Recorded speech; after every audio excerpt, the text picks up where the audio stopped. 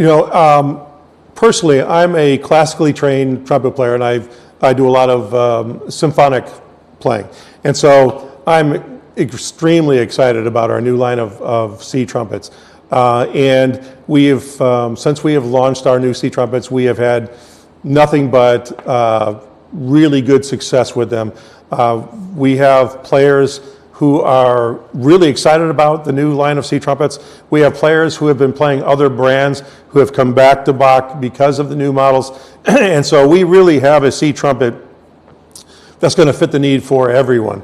And so when you think about the major difference between a 180 C trumpet and a 190 C trumpet, it has to do with, again, the basic construction techniques used in all 180s or 190s, depending, regardless of the series, whether it's a 180 or 190. So again, with the 180, 190 C trumpets, these are two-piece valve casings.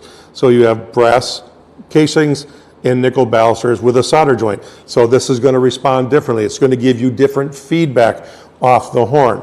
Most of our C trumpets have, the 190s have what we call the Mount Vernon weight bell, which is a little bit thinner. All right, and then we've got a new lead pipe design on the new 190 series instruments, which is unique to the specific model. So we have a specific lead pipe for the 229. We have a different one for the 229X. We have one for the 229F, and then one for the 229C. And so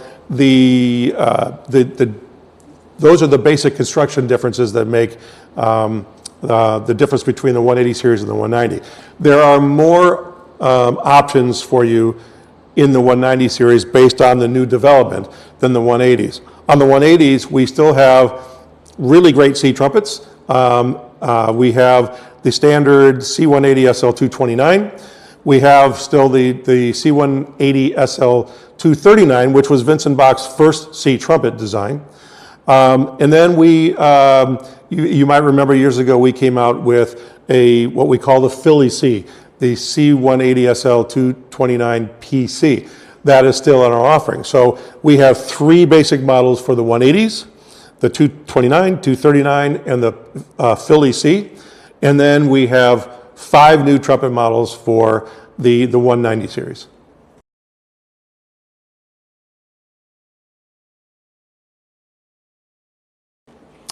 That's a very interesting question. So we have basically on the 229 series of the new 190 C trumpets, those are variations on a 229 bell, right? The 238 VF is a different bell taper because it's a different number. And the difference is it has a faster rate of taper. So the 238 bell is going to have a little bit warmer, darker sound than the 229. The 229 is a little bit brighter, more directional, with a lot of presence out front, whereas the 238 has a more darker, warmer, rounded sound to it. We actually developed that as a soloistic instrument with very fine international trumpet artist, Tina Helseth.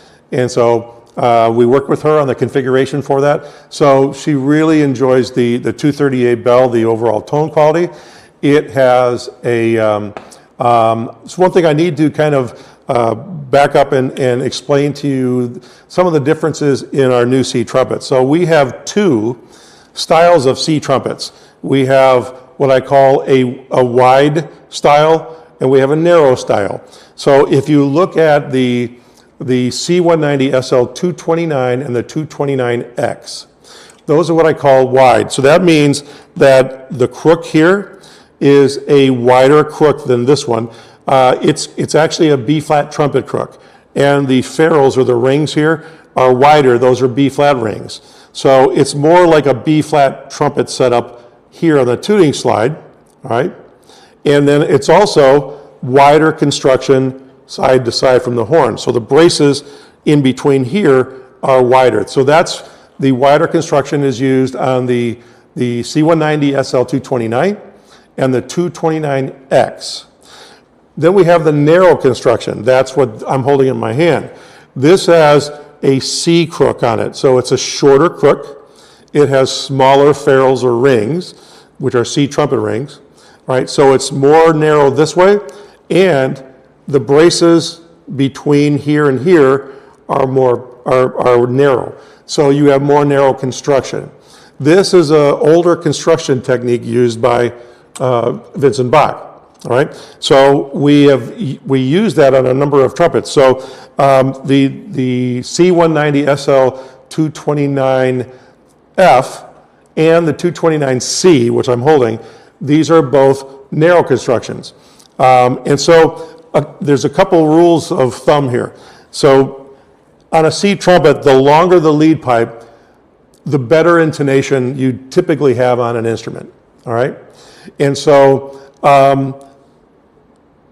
if you remember back in, when I was in college and growing up, everybody in the U.S. was playing a Bach C180 SL 229 with a 25H lead pipe. And that was pretty much a standard orchestral instrument. All right, but there were some trade-offs. It didn't have the best intonation, so you had to adjust things on different notes, but everybody loved it for the sound of that instrument and the projection and the overall tonal characteristic. So that's what made that a very popular trumpet, in spite of some of the intonation things. Now, since that time, we have made a lot of improvements in the intonation, but in general, the longer the lead pipe, the better intonation. So the lead pipe has to be longer when you look at the Chicago C and the 229F, because they have a shorter crook here, right? So this pipe is a bit longer.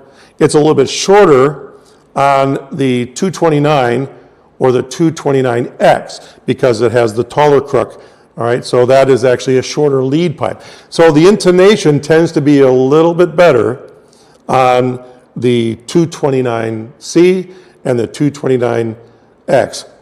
And also, the 238 VF is also made on a narrow construction, so it also has that better intonation on it, right? But if you really like the way that those old Elkhart 25H pipes sounded, you're really going to want to look at the new C229 and the 229X. So those are the basic differences between the series. So again, the four trumpets are really orchestral. That's the C190 SL229, the 229X, the 229F, and the 229C orchestral. The 238 VF, and by the way, the VF on it, the V has got a 빈다보나 bore, so not only does it have a wider bell here on the 238, it has a 빈다보나, which is a little bit smaller, so it's a medium-large on top, coming around to a large bore through the instrument. And the F on that model means it has a flat French beat on it, right? That's more of a soloistic instrument. And so, depending on the style of playing you are, you just have to try these to find out which one is right for you.